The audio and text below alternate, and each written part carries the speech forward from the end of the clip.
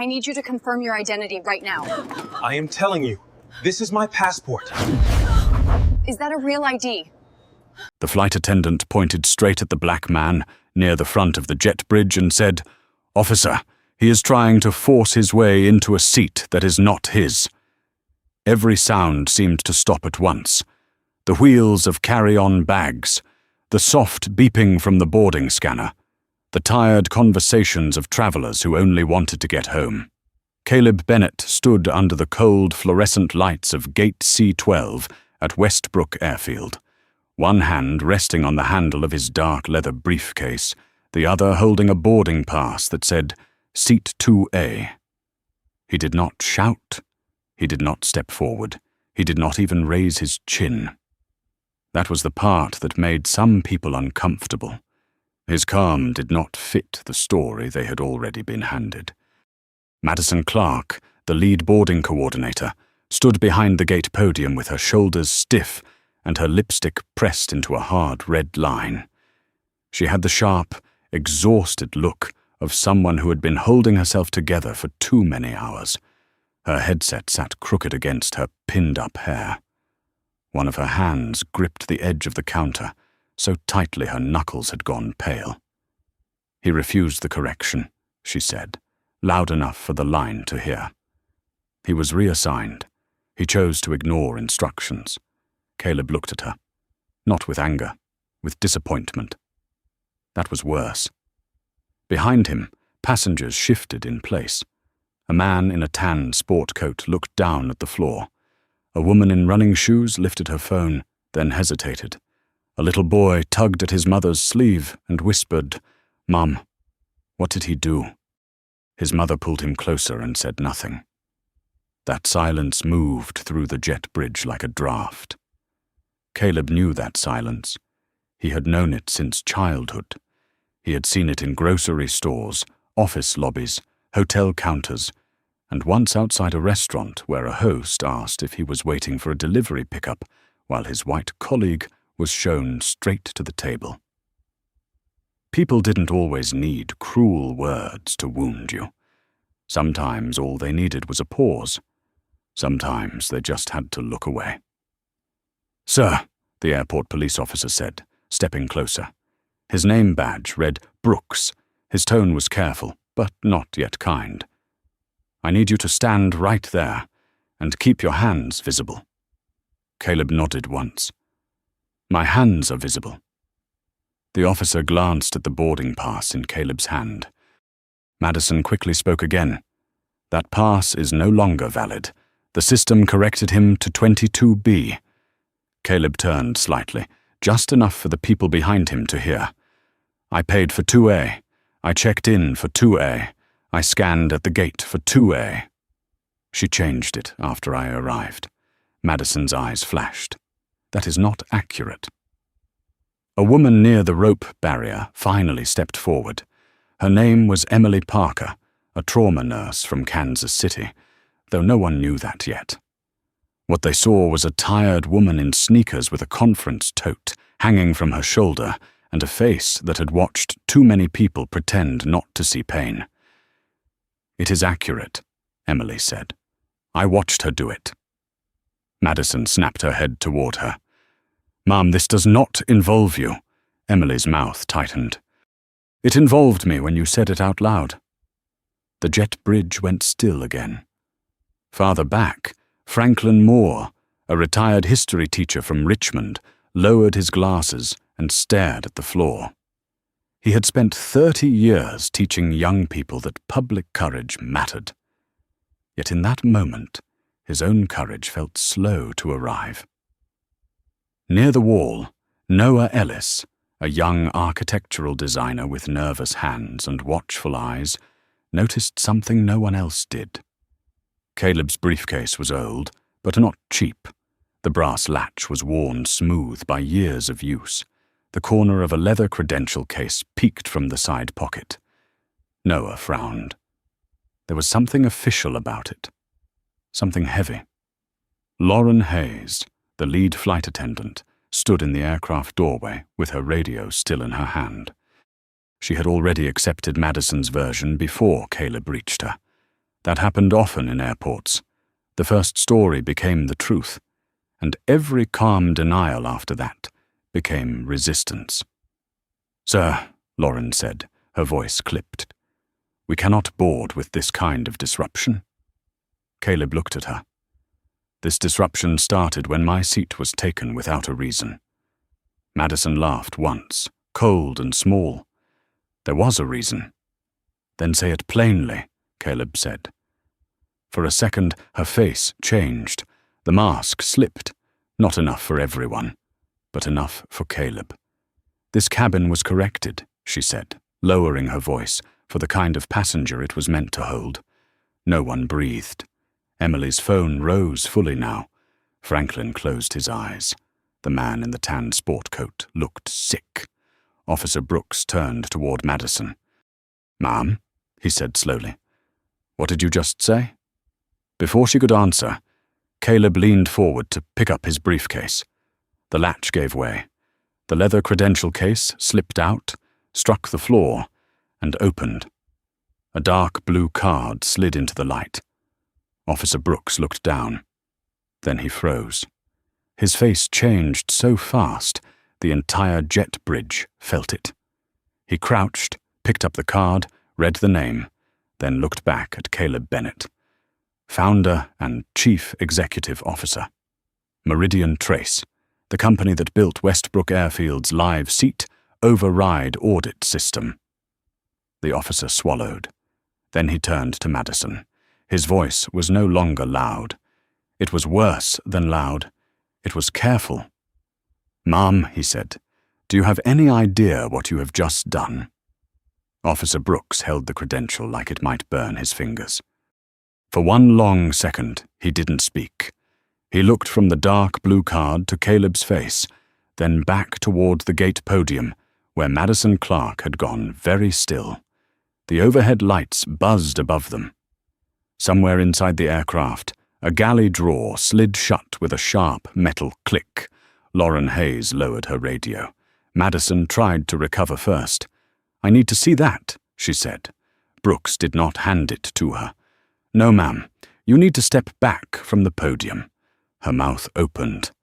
"I am the lead boarding coordinator. And right now," Brooks said, "you are part of what may be an active compliance review." The words landed cold. Active compliance review. People in airports understood delays. They understood weather. They understood mechanical issues. But those words were different. They sounded like records, lawyers, questions that did not disappear when a plane took off. Caleb reached out calmly. "My credential, please." Brooks handed it back with both hands. That small gesture changed the room more than any speech could have. A police officer who had arrived ready to question Caleb was now treating him with care. Not fear. Not panic. Care. Madison saw it. So did Lauren. So did every person who had watched Caleb sit on that hard plastic armrest, like a man being quietly put on display. Caleb placed the credential inside the leather case, then picked up the folded authorization sheet. His fingers were steady, but his thumb pressed hard against the paper. He was not untouched by what had happened. He was simply disciplined enough not to bleed in public. "Officer Brooks," he said, "please call airport dispatch. Ask them to verify the emergency integrity authorization under Meridian Trace. Audit packet C12. Local timestamp tonight." Madison's face tightened. Audit packet? Caleb looked at her for the first time since the reveal. Yes. One word. No anger. No performance. Just wait. Lauren swallowed and glanced toward the aircraft door. Her eyes moved the way people's eyes move when they are looking for a way back to the moment before their mistake became permanent. Emily Parker still had her phone up, but her hand was shaking now. Not from fear. From the force of realizing that she had nearly watched a man get erased by paperwork right in front of her. Franklin Moore whispered, almost to himself, "Good Lord." Noah Ellis stood frozen by the wall, pale but alert, as if his whole body understood that noticing the small thing had mattered. Brooks stepped aside and made the call. The jet bridge went quiet enough for everyone to hear only pieces. "Yes, this is Sergeant Brooks at Gate C-12. A pause. "I have a credential for Caleb Bennett." Another pause. Meridian trace. His posture changed before his voice did. His shoulders straightened, his jaw set. The second officer beside him looked over, sensing the shift. Brooks listened. Then he said, "Understood." He ended the call and faced the group. "It is verified." Madison shook her head once. Too fast. There must be some confusion. The system made the seat correction. Caleb looked down at the boarding pass in his hand. The original one. The one that still said 2A. The system didn't speak to Mr. Whitman. The system didn't smile at him and call it good news. The system didn't tell me I belonged in 22B. You did. Robert Whitman flinched at his own name. He stepped forward, both hands half raised, like a man entering a room full of broken glass. "I didn't know," he said quietly. "Mr. Bennett, I swear I didn't know." Caleb turned to him. "I believe you." Robert's face changed with relief, then shame. "That does not make it better," Caleb added. Robert nodded. He had enough decency not to argue. Madison's voice sharpened. "I followed gate authority." Emily stepped closer, phone still recording. "No." "You used gate authority." Madison glared at her. Emily did not move. That was when Rebecca Lawson arrived. She came fast, but not frantic. A station manager in her early 50s, grey threaded through her dark hair, badge swinging from her blazer. She took in the scene in less than 3 seconds. Police, passenger, crew, phones, Madison away from the podium, Lauren at the aircraft door, Caleb holding a leather credential case. Her face hardened. Who made the override? No one answered. Rebecca looked at Madison. Madison. The sound of her name seemed to drain the last color from Madison's cheeks. "I did," Madison said. "But there was a cabin correction." Rebecca held out her hand. "Show me the reason code." Madison looked back at the screen. Her fingers hovered over the keyboard, but did not touch it. Rebecca's voice dropped. "Show me the reason code." There was not time to enter the full note. "That is not what I asked." The line of passengers did not breathe. Lauren closed her eyes for a moment. She knew now. She had taken a story from the wrong mouth and turned it into a police call. Caleb watched her, and something in his expression slowed. He understood fear. He understood pressure. But he also understood that harm didn't become harmless because the person causing it was tired. Rebecca stepped behind the podium herself. She tapped the keys. The printer hummed. A narrow slip of paper slid out. She read it. Then she looked up. One manual override. No compliance reason. Original paid assignment, seat 2A. New assignment, 22B. Upgrade moved to Robert Whitman. The truth was small on paper. Smaller than the damage it had done. Madison whispered. He was not the right fit for that cabin. Nobody spoke. That was the sentence. Plain at last. Caleb inhaled slowly. His eyes shone, but his voice stayed even. "Preserve everything," he said. "Scanner logs, audio, badge actions, internal messages, camera footage from the gate. Do it now." Rebecca nodded once, already starting. Caleb looked toward the aircraft, then back at Madison. "This is why records matter," he said. "Because when people are humiliated, someone always says it was a misunderstanding." His voice softened, but only slightly. And sometimes the record is the only witness brave enough to tell the truth. Rebecca Lawson moved fast, but the room moved faster. The moment she pressed the hold command on the gate terminal, the screen flashed amber. Then another screen flashed amber. Then another. Across Gate C12, every monitor that had been showing seat maps, upgrade lists, and boarding status shifted into a locked review state. A soft alert tone pulsed from the podium. Not loud, not dramatic, just steady enough to make everyone understand that something official had begun. Madison stared at the screen as if it had betrayed her. "This is unnecessary," she said. Her voice came out thin. "We are going to delay the whole flight over one seat." Caleb turned to her slowly. "No," he said. "This flight was delayed the moment you decided one passenger's dignity was negotiable." The words didn't rise. They didn't need to. Lauren Hayes looked down at her radio. Her thumb rested near the talk button, but she could not bring herself to press it.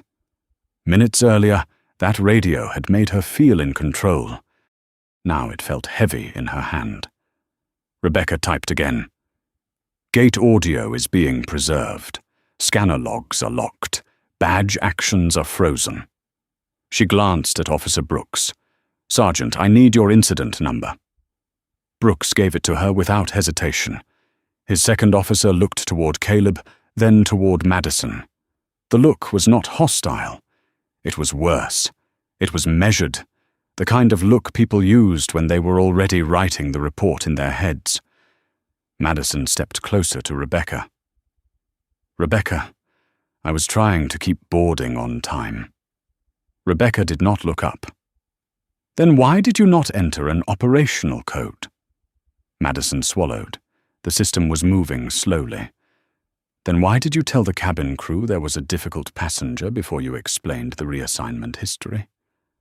Lauren flinched. Madison's lips parted, but no answer came. The silence stretched. Behind them, the passengers were no longer just watching. They were understanding, slowly, uncomfortably, like people seeing a stain spread across something they had assumed was clean.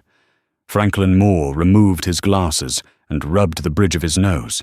His hands trembled, just a little. Emily noticed. "You okay?" she asked quietly. Franklin looked at her, ashamed. "I taught students about standing up for what is right for over 30 years, he said. "And when it was right in front of me, I waited." Emily's expression softened. "You are here now. That feels late." "It is late," she said. "But late is not the same as never." Those words stayed with him. They would stay with him longer than the flight delay. Longer than the news clips. Longer than the embarrassment of knowing he had hesitated while another man carried the weight alone. Near the wall, Noah Ellis kept looking at Caleb's briefcase. He still could not believe that one glimpse, one small official seal, had changed the direction of the night. He had spent most of his life doubting his own observations, at work, in meetings, in rooms where louder people spoke over him.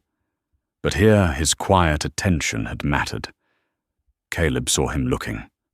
"You spoke up," Caleb said. Noah blinked. "I almost didn't, but you did." Noah nodded once, his throat tight. Rebecca's phone vibrated. She looked at the screen, then answered. "This is Lawson." She listened. "Yes, I am with Mr. Bennett now." Another pause. "No, do not clear any manual premium transfers from this gate. Not until legal signs off." Madison's eyes widened. "Manual transfers," she whispered. Rebecca lowered the phone from her ear and covered the microphone. "Madison, stop talking." But Madison could not stop. Panic had made her careless. "It was not about race," she said too quickly. "It was about cabin standards." The air changed. Even the aircraft seemed to go quiet. Caleb's face remained composed, but something behind his eyes closed like a door. "Cabin standards," he repeated. Madison looked around. She realized too late how it sounded. "I meant passenger profile, travel pattern, loyalty behavior." Rebecca stared at her. You are making it worse. Emily's phone was still recording. Robert Whitman took another step back. His face was pale. He looked at Caleb and said, almost helplessly, "I am sorry." Caleb nodded, but he did not comfort him. That mattered. Sometimes people who witness harm want the wounded person to soothe them, to absolve them, to make the room feel normal again. Caleb refused that labor. Rebecca ended the call and looked toward Lauren. "Ms. Hayes, did you verify the passenger's original paid assignment before calling airport police?" Lauren's eyes glistened. "No." "Did he threaten you?" Lauren shook her head. "No." "Did he raise his voice?" Another shake. "No." "Then why did you describe it as refusal of crew instruction?" Lauren pressed her lips together. For the first time that night, she looked directly at Caleb. "Because I believed what I was told," Caleb answered quietly. "And you chose who was believable." Lauren looked down. That sentence struck deeper than blame. It named the wound. Rebecca took a breath and turned to Officer Brooks. "Sergeant, I need this jet bridge cleared except for direct witnesses. This has moved beyond a boarding issue." Brooks nodded. "Understood." The crowd began to shift. Some passengers protested softly, others stepped back without a word. A few kept recording until Brooks asked them to stop blocking the walkway. The little boy who had asked what Caleb did wrong looked back once more as his mother guided him toward the seating area. This time his mother stopped. She looked at Caleb, then at her son, and she said, quietly but clearly, "He did not do anything wrong." Caleb heard it. His shoulders lowered by a fraction. Not relief, not victory. Something smaller, something human. A correction spoken out loud. Rebecca turned back to the podium, her voice firm. "Madison Clark, surrender your badge." Madison froze. "What? Your badge? Now. Rebecca, please. Now." Madison unclipped the badge with shaking fingers. The plastic card swung once before she placed it on the counter. It made a tiny sound, a sound too small for what it meant. Lauren watched, breathing shallowly. Rebecca faced her next. "Ms. Hayes, you are relieved from duty pending investigation." Lauren closed her eyes. When she opened them, she looked older. "Yes, ma'am." Caleb stood in the fluorescent light, still holding the original boarding pass for seat 2A. Around him were screens, badges, phones, witnesses, and the low hum of a system finally being forced to remember what happened. He looked at Rebecca. "Preserve deletion attempts, too." Rebecca nodded. "Already included." Caleb's voice dropped. "Good, because injustice always looks smaller after someone cleans up the evidence." The badge sat on the counter between Madison and Rebecca, like a verdict no one could take back. Madison stared at it. For years, that little plastic card had opened doors for her. Staff entrances, crew corridors, restricted elevators. It had made her feel trusted. It had made her feel necessary. Now it looked small, cheap, temporary. Rebecca Lawson picked it up and placed it in her jacket pocket. Madison's voice cracked. "Are you really doing this in front of everyone?" Rebecca looked at her without blinking. "You did it to him in front of everyone." The words struck clean. Madison looked toward Caleb, but he did not give her the comfort of looking away first. He stood still, his briefcase at his side, his original boarding pass still folded in his left hand. Seat 2A. Paid. Confirmed. Taken. Lauren Hayes remained near the aircraft door, no longer guarding it. The sharp edge had left her posture. She looked like someone who had been pulled out of a dream and forced to read the damage under bright light. Inside the aircraft, passengers leaned toward the open doorway. A few whispered. A few watched with the hunger people have when public shame happens to someone else. Officer Brooks noticed. "Folks," he said, stepping into the doorway, "please remain seated or return to the gate area. This is now an airport compliance matter." A man in first class muttered, "We are going to miss our slot." Emily Parker turned toward him. A man almost lost his seat because someone decided he did not look right for it. "And you are worried about a slot?" The man looked down at his phone. No answer. That silence was different from the first silence. This one had weight. It carried embarrassment. Rebecca turned to Caleb. "Mr. Bennett, we can arrange a private office while we complete the preservation steps." Caleb looked back toward the cabin, then toward the passengers in the gate area. His face was calm, but the quiet around him had changed. People were no longer looking at him like a problem. They were looking at him like a question. How often does this happen when no one powerful is standing there? He understood that question because he had spent years building systems around it. "No," Caleb said. "I will stay here until the first preservation receipt is generated." Rebecca nodded once. "Understood." Madison shook her head. Tears gathered in her eyes now, but they did not soften the room. "I am not racist," she said. Caleb's expression did not change. "That may be what you believe about yourself." Madison looked wounded. "It is true." Caleb took a slow breath. "Then ask yourself why your belief did not protect me from your decision." No one moved.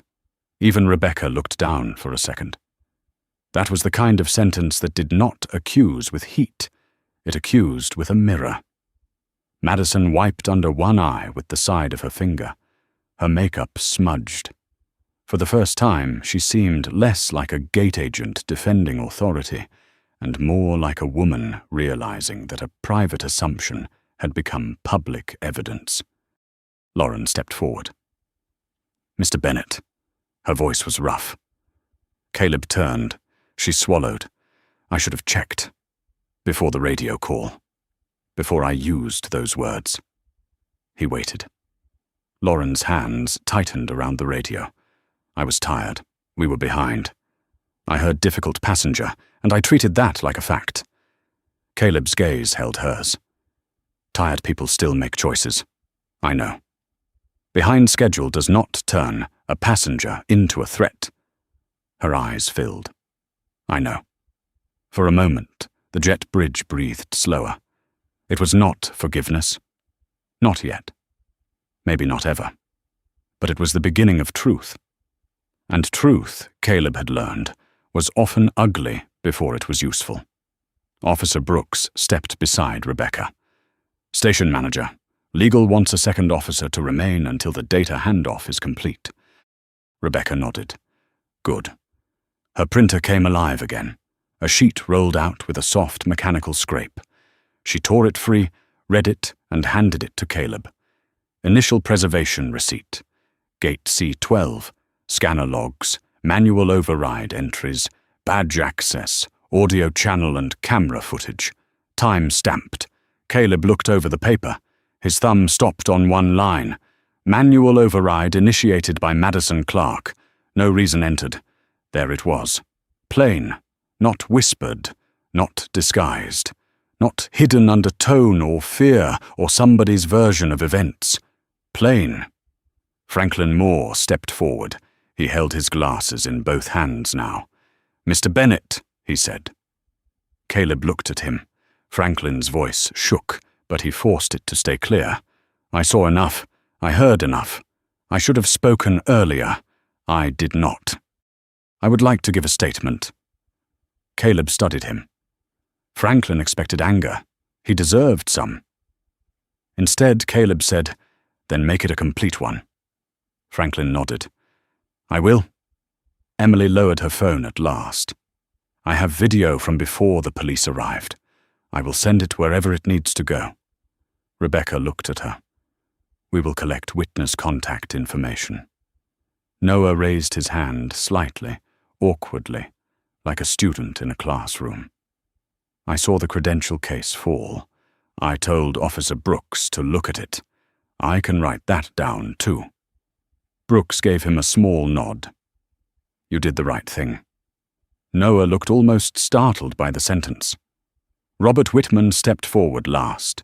His tan sport coat looked less polished now.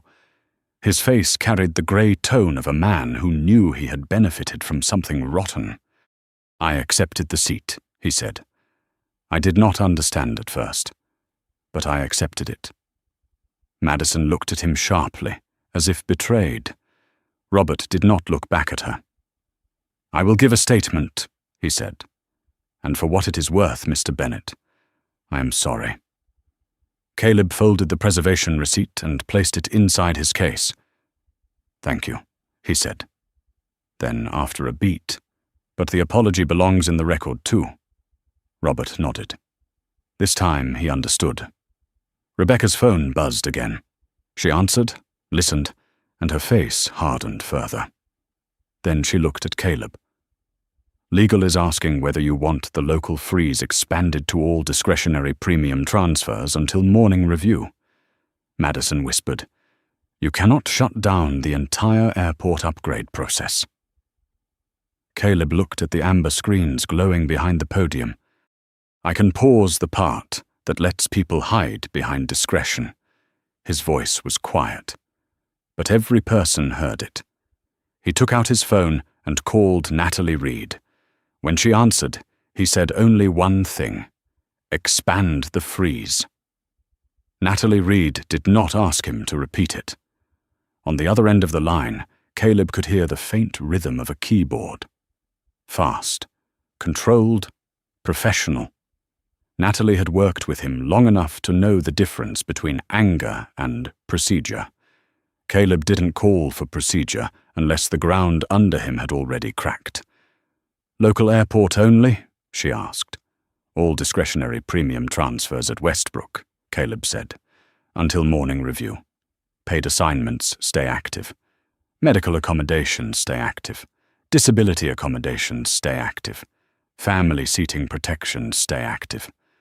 Everything else pauses. Rebecca Lawson stood close enough to hear every word. Her face tightened, but she did not interrupt. She understood the line he was drawing. He was not punishing passengers. He was protecting them from invisible decisions made in the dark. Natalie's voice came back. Legal preservation is live. Deletion logs are locked. I am sending notice to airport operations, carrier operations, and compliance council. Timestamp the triggering incident. Already done. Caleb looked at Madison. Add the original paid seat. Natalie paused for half a breath. Seat 2A. Yes. Logged. Across the terminal, the amber alerts spread like quiet fire. At gate C9, an agent stared at a frozen upgrade screen and frowned. At gate D3, a supervisor's phone began buzzing before he could finish his coffee. In an operations office behind a coded door, 3 managers looked up from their monitors as one line appeared across the internal dashboard. Discretionary premium transfers, suspended pending integrity review.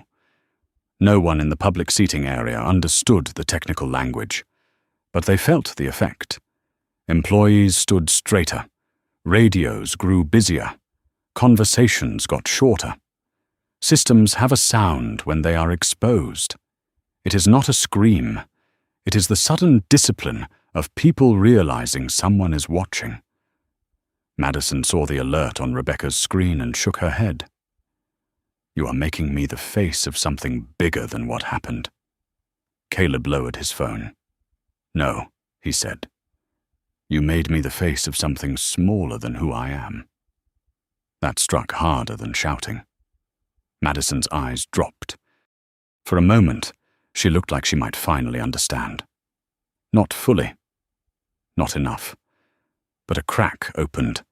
Behind all the defensiveness was fear. Fear of losing her job. Fear of being named. Fear of becoming the kind of person she had always insisted she was not. But Caleb did not mistake fear for accountability. Rebecca turned to Officer Brooks. I need a formal separation of witnesses. Ms. Clark should not speak with Ms. Hayes. Mr. Whitman should remain available. Ms. Parker, Mr. Moore, and Mr. Ellis can provide statements in the conference room near customer service. Brooks nodded. I will assign an officer. Lauren stepped forward carefully. What about the flight? Rebecca looked toward the aircraft door. The cabin sat half tense, half restless. Faces watched from behind small oval windows and over the shoulders of crew members. People wanted movement. They wanted certainty. They wanted the inconvenience to become someone else's problem. That flight is not leaving until crew coverage is reassessed, Rebecca said. Lauren closed her eyes. I understand. The captain appeared at the aircraft doorway then. Captain Mark Ellison, silver hair, neat uniform, a face built for command. He had stayed inside the cockpit through most of the exchange, trusting the chain beneath him. Now that chain was broken in public. What is the status? He asked. Rebecca turned. Lid flight attendant relieved. Gate coordinator suspended from access. Passenger reassignment under compliance review. Police incident logged. The captain looked at Caleb, then at Madison, then at the amber screen. His jaw moved once. Mr. Bennett, he said, I apologize for what happened at my aircraft door. Caleb studied him. At your aircraft door, he repeated. Not just outside it. The captain's face changed. He understood the correction. Yes, he said. At my aircraft door. That mattered. Not enough to fix it, but enough to mark the boundary of responsibility. Emily watched from the side, still holding her phone against her chest. She had spent years in emergency rooms watching people apologize only when consequences arrived. This felt similar, but there was something else here too. A chance. Small, fragile, but real. She stepped closer to Caleb. Do you want me to send the video now? Caleb looked at her phone. Send it to the officer and to Ms. Lawson. Keep the original. Emily nodded. Then, softer, she said, I am sorry you had to stay that calm. Caleb's expression shifted, just slightly. That sentence reached somewhere deeper than the apologies about delay, procedure, and confusion. Emily had named the labor, the invisible work, the swallowed anger, the careful breathing, the measured tone used not to comfort himself, but to keep others from calling him dangerous. For the first time that night, Caleb looked tired. Thank you, he said. Franklin heard it and looked away. His eyes watered. He thought of boys he had taught, young men who had sat in his classroom, learning the Constitution, learning rights, learning dignity. He wondered how many had already learned, outside school, that dignity had to be proven twice. Noah stood near the wall, writing his name and number on a witness form. His hand still shook, but he kept writing. Robert Whitman removed his sport coat and draped it over his arm. Without the coat, he looked less important and more human. He approached Caleb once more, stopping at a respectful distance. I should have refused the seat the moment I understood, he said. Caleb nodded. Yes. Robert swallowed. I will remember that. Caleb held his gaze. Remember it before it benefits you next time. Robert looked down. Rebecca's printer started again. Another receipt, another log, another record that could not be softened later. Madison watched the paper slide out. Her voice broke into a whisper. I did not think it would go this far. Caleb turned toward her. That is the privilege of starting harm, he said. You get to be surprised by the distance it travels. No one spoke after that. The amber screens glowed, the jet bridge hummed, and for the first time all night the system was no longer moving past the wound. It had stopped at it. The conference room near customer service had glass walls, but nobody inside felt protected by them. Every movement could still be seen from the terminal. Every expression, every lowered head, every folded hand. The room smelled faintly of old coffee and printer toner. A wall clock ticked above a framed airport safety poster, its second hand moving with a small dry snap. Caleb sat at one end of the table, not at the head, just at the end nearest the door. That choice was noticed. Rebecca noticed it. Officer Brooks noticed it. Even Madison, seated 2 chairs away with her hands locked in her lap, noticed it. Caleb had the authority to own the room, but he refused to perform power for comfort. He had seen too many people confuse domination with justice. Rebecca placed a recorder in the center of the table. "For the record," she said, "this is a preliminary witness intake regarding Gate C-12, Westbrook Airfield, discretionary seat reassignment involving passenger Caleb Bennett." Madison stared at the recorder. It was small, black, ordinary, and terrifying.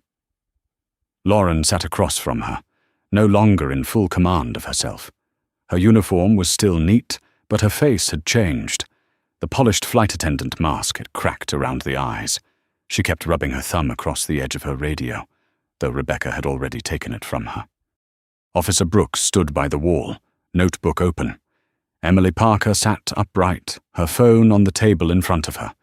Franklin Moore sat beside her, both hands wrapped around a paper cup he had not touched.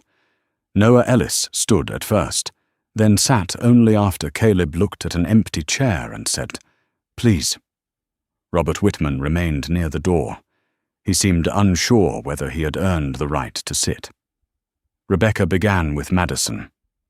"State what you did." Madison lifted her eyes. "I reassigned Mr. Bennett from seat 2A to seat 22B. "Why?" Madison's throat moved. There was a premium cabin adjustment. Rebecca waited. The clock ticked once, twice. "That is not a reason," Rebecca said. Madison looked toward Caleb. His face did not help her. It did not punish her either. That somehow made it worse. "I believed Mr. Whitman was more appropriate for the seat." The words came out quiet. Lauren closed her eyes. Emily let out one breath through her nose. Franklin's cup crinkled softly in his hand. Rebecca's voice stayed flat. "Appropriate based on what?" Madison's eyes watered again. "Frequent flyer profile, presentation, familiarity with premium travel." Caleb leaned back slightly. "Presentation," he said. Madison flinched. She knew he had heard the word beneath the word. Rebecca did too. "Did you review Mr. Bennett's paid ticket history?"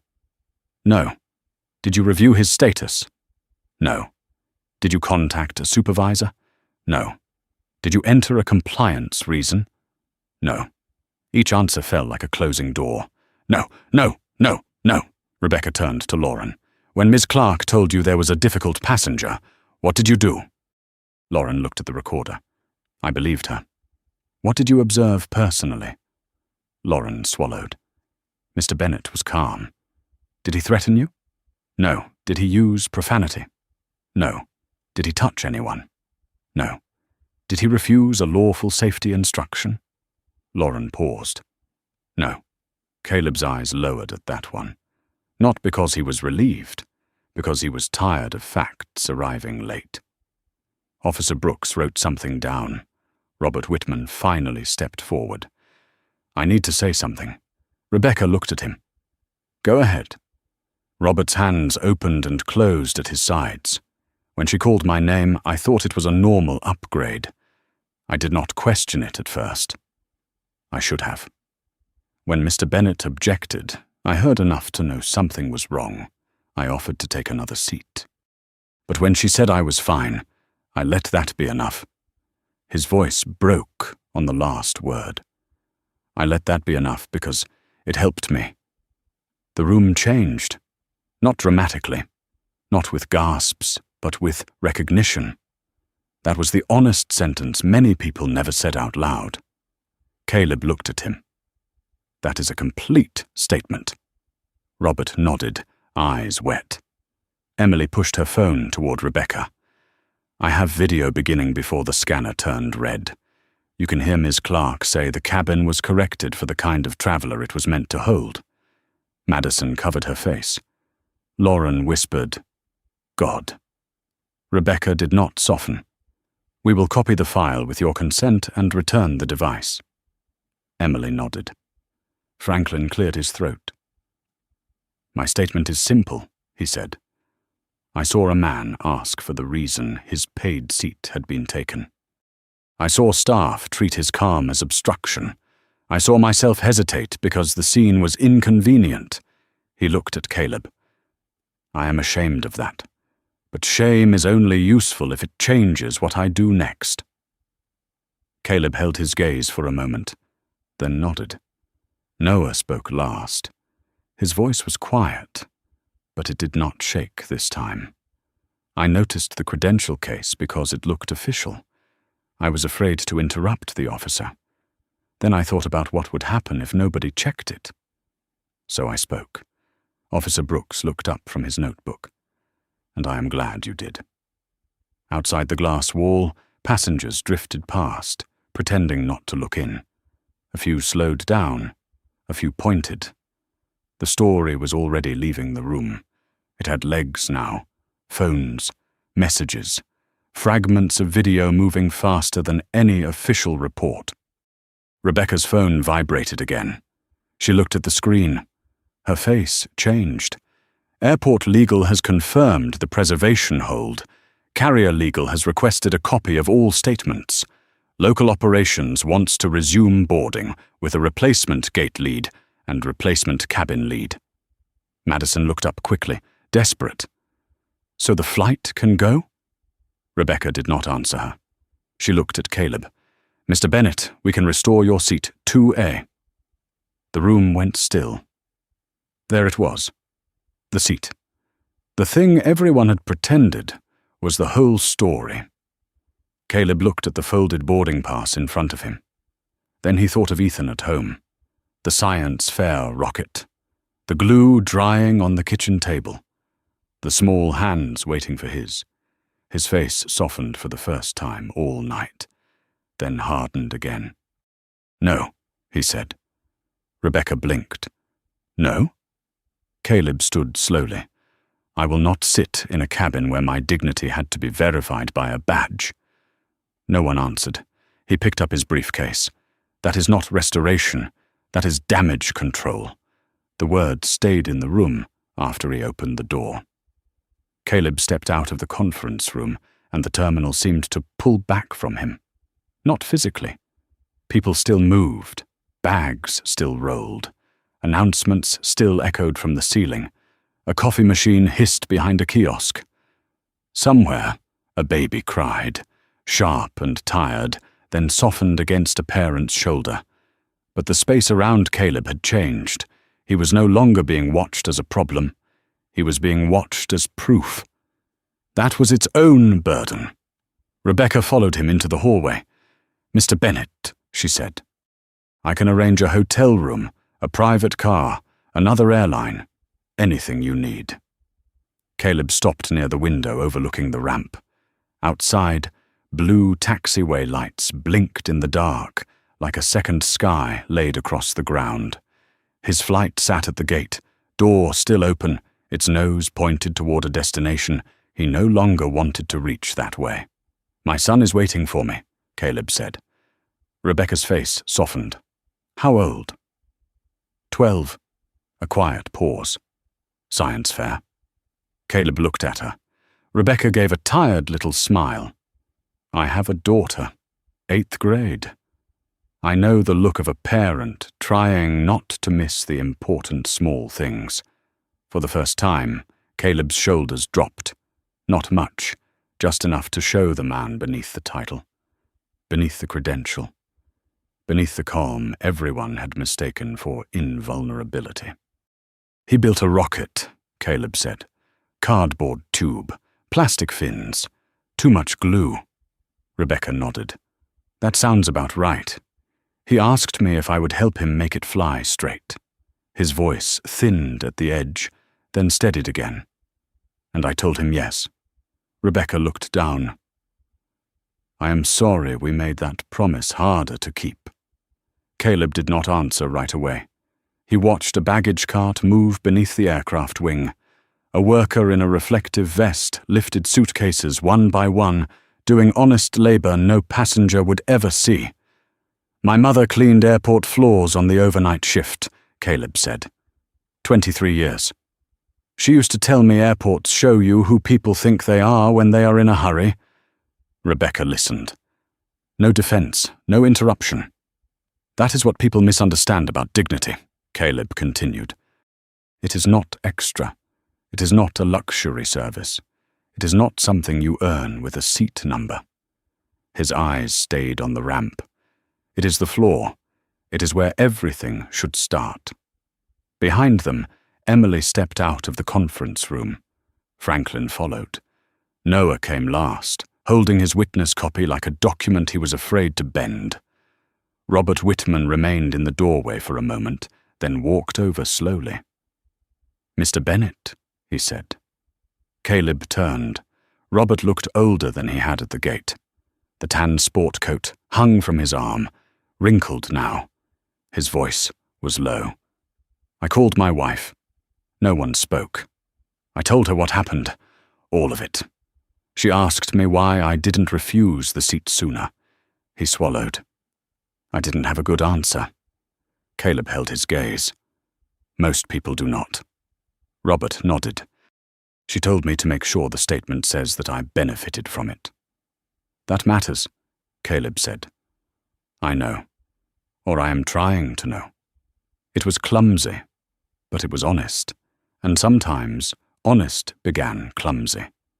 Emily looked toward Caleb. Your video is already out there, she said. Not mine. Someone from the cabin posted the scanner moment. People are asking who you are. Caleb closed his eyes briefly. That was the part no one understood.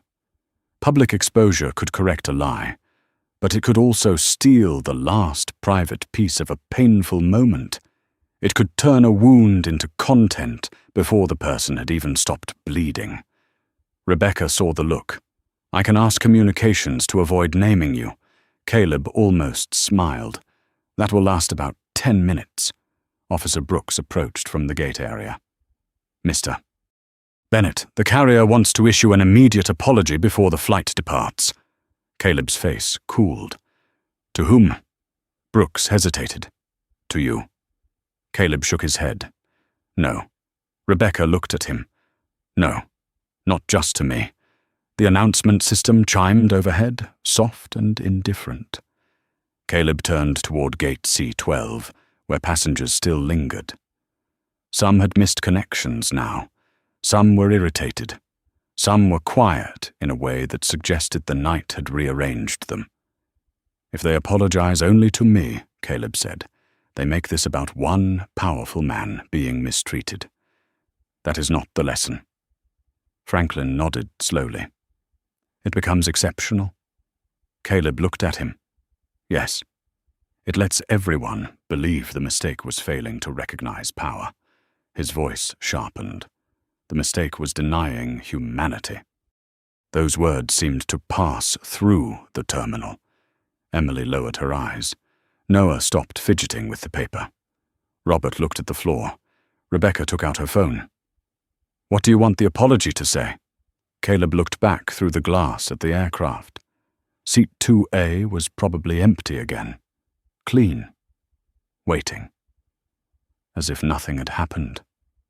But something had, and it would not be hidden behind a fresh boarding group and a closed cabin door. Say the passenger had a paid assignment, Caleb said.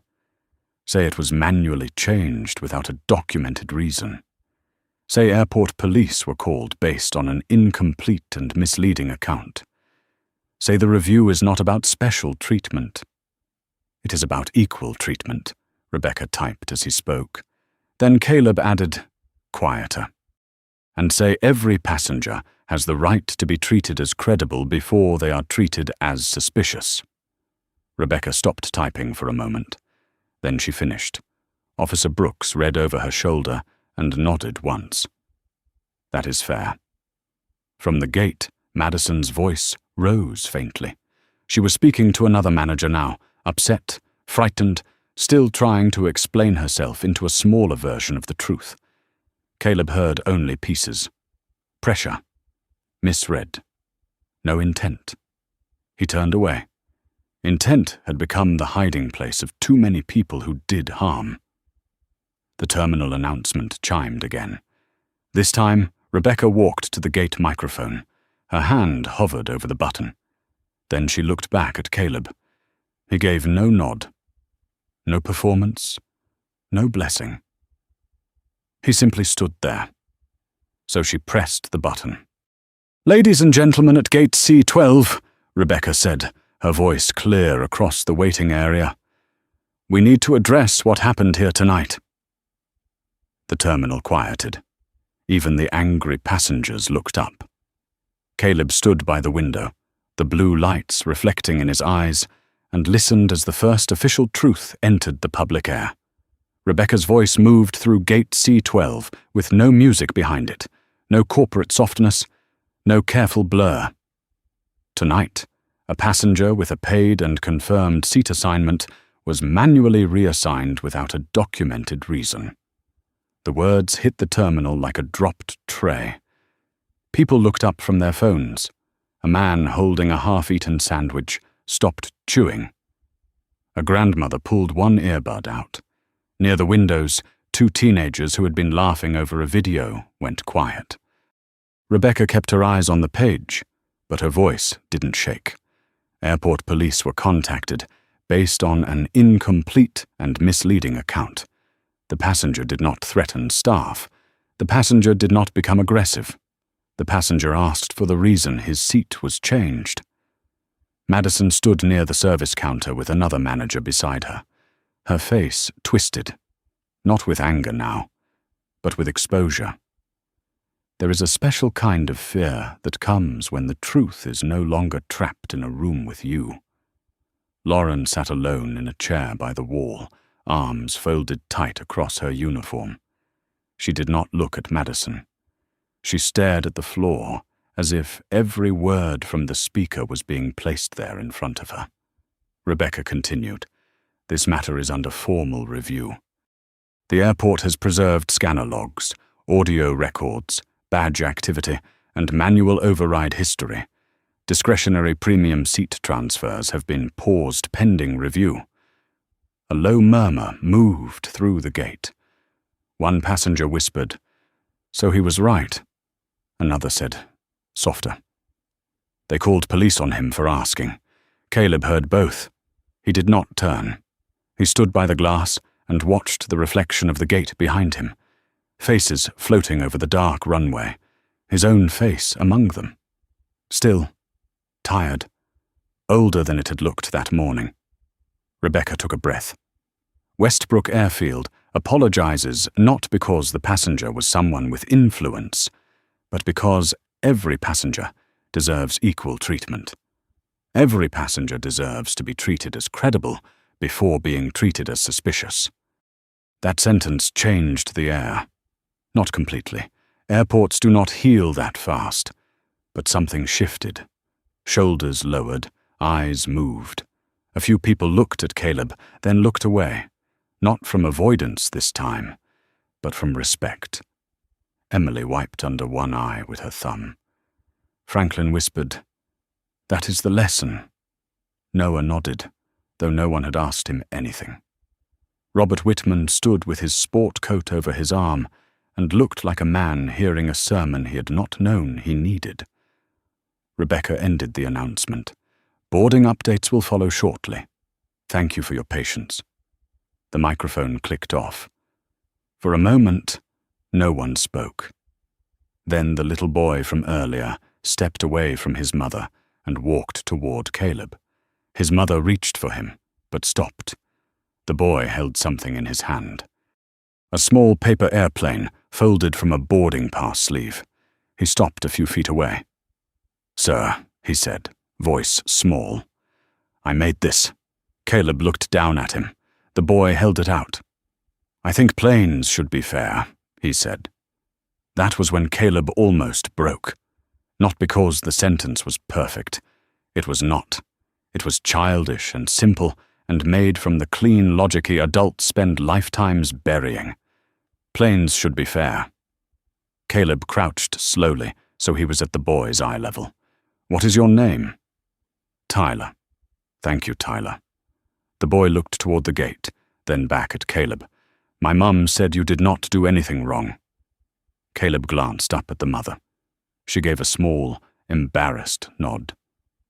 "I should have said that sooner," she said. Caleb stood. Most people should. The words were honest, but not cruel. The mother accepted them. "Yes," she said. "We should." Behind Caleb, Officer Brooks cleared his throat. "Mr. Bennett, media calls have started coming into airport communications." Rebecca's phone buzzed again at the same time. Then Emily's. Then Franklin's daughter called. Then Robert's wife sent another message. The story had crossed the walls. It was no longer waiting for official permission. A clip showed the red scanner light. Another showed Lauren with the radio. Another caught Madison's words. Faint but clear enough. The kind of passenger it was meant to hold. That phrase began moving across screens before the flight even left the gate. A retired pastor in Atlanta posted it with a question. Who gets to decide what kind of person belongs? A school teacher in Omaha shared Emily's video and wrote, "This is why we teach children to speak up." A travel blogger slowed the clip down and pointed out how Caleb never raised his voice. By the time replacement crew arrived, Gate C-12 had become something larger than an airport delay. It had become a mirror. Captain Ellison came back to Caleb one last time. "Mr. Bennett, the aircraft will depart with a new cabin lead. Your seat remains available if you change your mind." Caleb looked at the jet bridge, then at the boarding pass still in his hand. 2A, a small rectangle of paper that had somehow carried the full weight of a country's oldest question. Who gets believed? He folded it once, then again. "No," he said. "I am going home another way." The captain nodded. "I understand." Caleb looked at him. "I hope you do more than understand." The captain held his gaze. "I will." Caleb did not know yet whether that promise would survive paperwork, meetings, lawyers, and the slow dulling of urgency. But he heard something in the man's voice that sounded less like reputation management and more like shame. That was a beginning.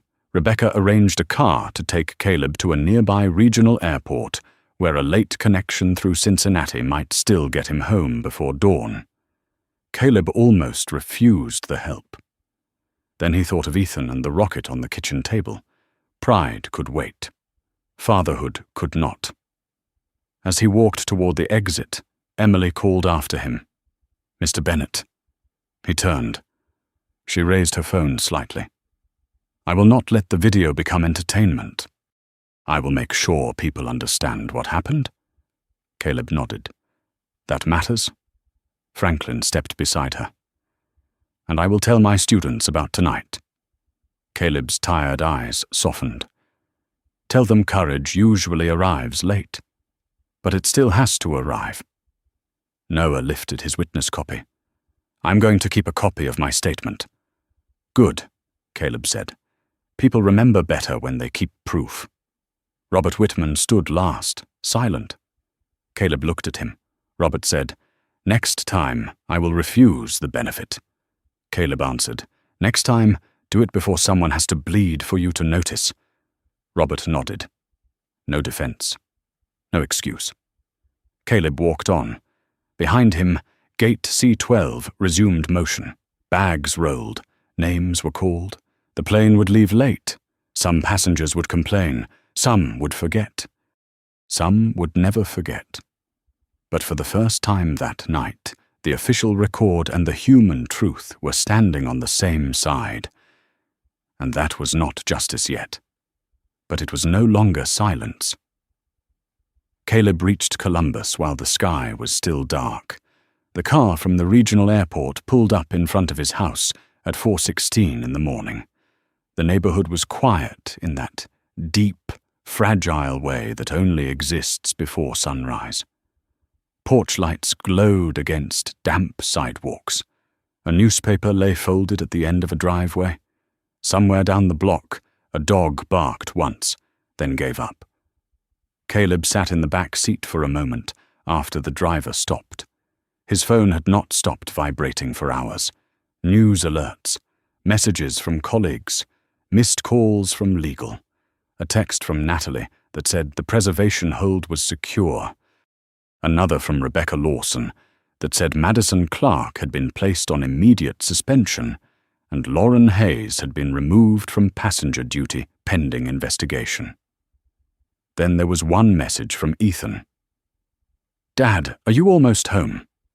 Caleb stared at that one the longest. The driver looked at him in the rearview mirror. "You all right, sir?"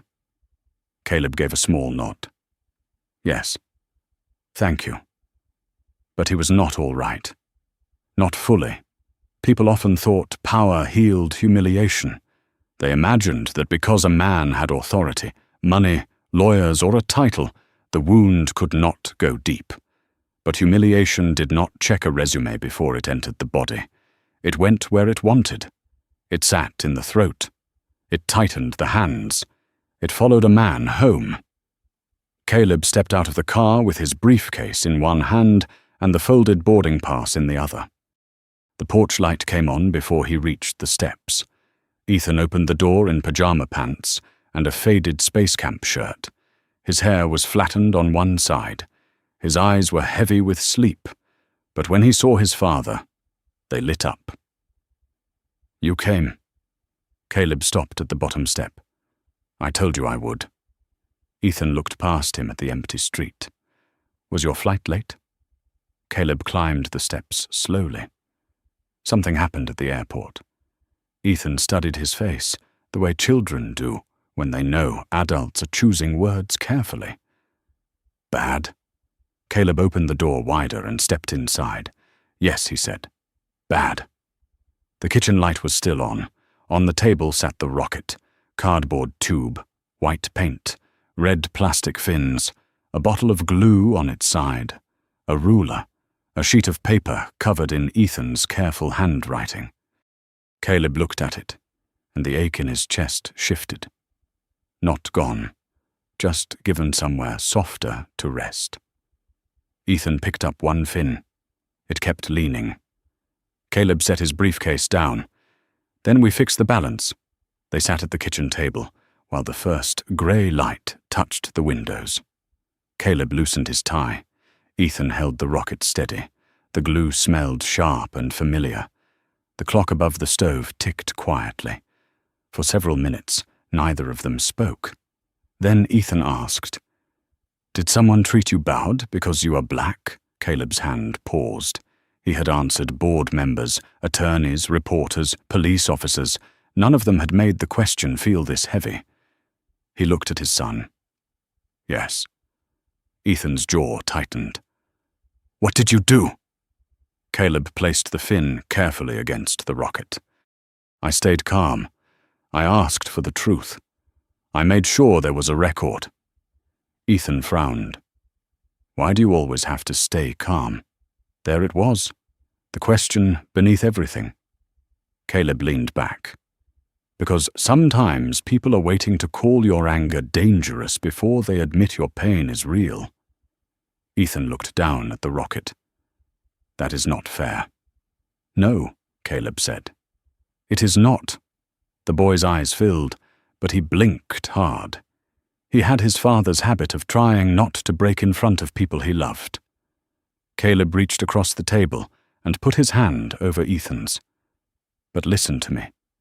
Staying calm does not mean accepting disrespect. It does not mean swallowing the truth. It means choosing the way you will carry yourself while you fight." Ethan nodded slowly. "And you fought?" "Yes." Did you win? Caleb looked at the rocket. One fin now straight, one still waiting. I made sure they could not pretend it did not happen. Ethan thought about that. That sounds like winning a little. Caleb smiled for the first time in hours. A little. By 7 in the morning, the story had moved across the country. National morning shows played the clip of Rebecca Lawson's announcement. Legal analysts talked about discretionary authority. Former airline employees explained how manual seat overrides worked. Civil rights advocates spoke about the quiet ways bias hid inside procedure. But the moment that replayed the most was not the system freeze. It was not the badge. It was not even Officer Brooks asking Madison if she knew what she had done. It was Caleb standing still while Madison's words hung in the jet bridge, the kind of passenger it was meant to hold. That sentence became the wound everyone could hear. At Westbrook Airfield, Rebecca Lawson arrived for an emergency operations meeting with no makeup, a paper cup of coffee, and the look of a woman who had slept less than an hour. Around the table sat carrier executives, airport counsel, human resources, compliance staff, and 2 outside investigators. Madison Clark's file lay open on the screen. Lauren Hayes's incident report sat beside it. The room was quiet until Rebecca spoke. "We are not here to protect the airport from embarrassment," she said. "We are here to protect passengers from a process that allowed embarrassment to become harm." No one argued, not because they all agreed, because the logs did. And logs do not blink. By noon, the carrier issued a public statement confirming that a manual reassignment had been made without documented cause. By evening, Madison was formally terminated, pending final labor review. Lauren was suspended, retrained, and removed from lead passenger-facing duty. But Caleb did not watch most of it live. He was in Ethan's school gym, standing near a folding table, while a small red and white rocket pointed proudly toward the ceiling.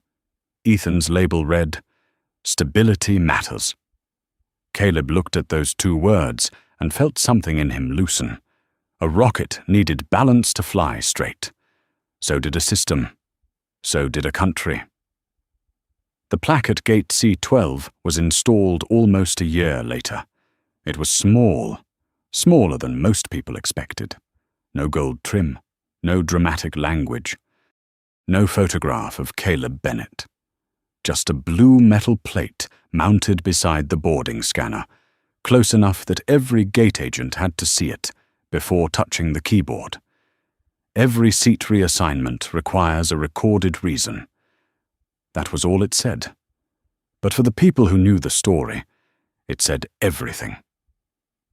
On the morning it went up, Rebecca Lawson stood nearby with a paper cup of coffee cooling in her hand. Her hair had more grey in it now, or maybe she had simply stopped hiding it. She watched the maintenance worker tighten the last screw, then step back with his drill hanging at his side. "Looks level," he said. Rebecca stared at the plaque. It should have been there long before. The worker did not know what to say to that, so he only nodded and packed up his tools. Across the terminal, Gate C-12 moved like any other gate. Bags rolled, phones rang. A child complained about being hungry. A man in a baseball cap argued softly with his wife about overhead bin space. Life had returned to its ordinary noise. But ordinary was not the same as unchanged. At the podium, a new gate lead named Angela Price helped an elderly passenger who had been accidentally split from her husband. Angela looked at the screen, then at the plaque, then back at the screen. "I can fix this," she said gently. "But I have to enter the reason first." The elderly woman nodded. "That seems fair," Angela typed slowly. "Passenger assistance, married travelers seated together. No premium displacement. The system accepted it. A simple thing, a clean thing. No whisper, No assumption. No hidden hand moving one person out of place for another. Rebecca saw it happen and let out a breath she did not know she had been holding. That was reform in real life. Not speeches. Not press releases. Not polished panels where leaders promise to do better. It was a tired gate agent, under pressure, taking 10 extra seconds to write the truth down. Caleb Bennett returned to Westbrook that same afternoon, not for ceremony. He had refused one. He came because Meridian Trace had a final review meeting with airport operations, and because he wanted to see the plaque with his own eyes before the system closed its first full audit cycle. He wore a dark coat, plain shoes, and the same old watch. People still might have mistaken him for a quiet college dean or a city attorney flying home after a conference. That did not bother him. It never had. What bothered him was when people treated that assumption like permission. Rebecca saw him first. "Mr. Bennett," she said. "Ms. Lawson." They shook hands near the scanner. For a moment, neither of them looked at the plaque. They watched the line instead. A black teenager with headphones stepped forward and scanned his boarding pass. Green light. A white mother with 2 children followed. Green light. An older veteran in a wheelchair was assisted through with care. Green light. Ordinary dignity. That was the goal. Not special treatment. Not fear. Just ordinary dignity, given without being forced. Rebecca finally said, "The first month of required reason codes reduced discretionary premium changes by more than 60%. Caleb nodded. "And complaints?" "Down." "Staff pushback?" "High at first," she admitted, then lower once they realized documentation protects good decisions too. Caleb looked at her then. "That is the part people miss." "What?" "Accountability is not the enemy of good workers. It is protection from bad habits." Rebecca's eyes softened. "I use that line in training now." He almost smiled. "Send the royalty checks to my son's science club." She laughed quietly, and the sound carried no lightness that ignored the past. It carried the kind that comes after hard work, when people are still tired but no longer pretending. A few feet away, Franklin Moore stood with a group of students from Richmond. He had organized a senior class trip around civic responsibility and public systems. When he saw Caleb, his shoulders straightened. He did not rush over. He simply placed a hand over his heart. Caleb nodded back. Emily Parker arrived later, still wearing sneakers, still walking like someone who had spent her life moving toward emergencies instead of away from them. Noah Ellis came with a rolled set of drawings under one arm. He had helped design the new passenger dignity clinic in Columbus. Robert Whitman sent a written statement that was read during training for new staff. Each of them carried one piece of that night. Not as heroes, as witnesses who had learned the cost of waiting. That evening, Caleb flew home from gate C12. Seat 2A. This time, no one questioned him. No one studied his shoes. No one weighed his coat against the cabin. Angela Price scanned his pass, smiled, and said, "Have a good flight, mister." "Bennett." Caleb paused. Then he said, "Thank you for reading the screen." Angela understood. She glanced at the plaque. "Yes, sir." He walked down the jet bridge slowly. The same cold air moved over his coat. The same fluorescent lights hummed above him. But the silence was different now. It was not the silence of people looking away. It was the quiet after a wound had finally been named. And somewhere in Columbus, Ethan's red and white rocket sat on a shelf above his desk, still leaning slightly to one side, still beautiful, still proof that balance is something we keep learning. Caleb stepped onto the plane, not as a man who had won because he was powerful, but as a man who had forced power to remember its purpose, to protect, to correct, to tell the truth before harm gets comfortable. If this story reminded you that dignity should never depend on how someone looks, please like this video, subscribe for more stories that stand up for human respect, and comment these 3 words: never stay silent.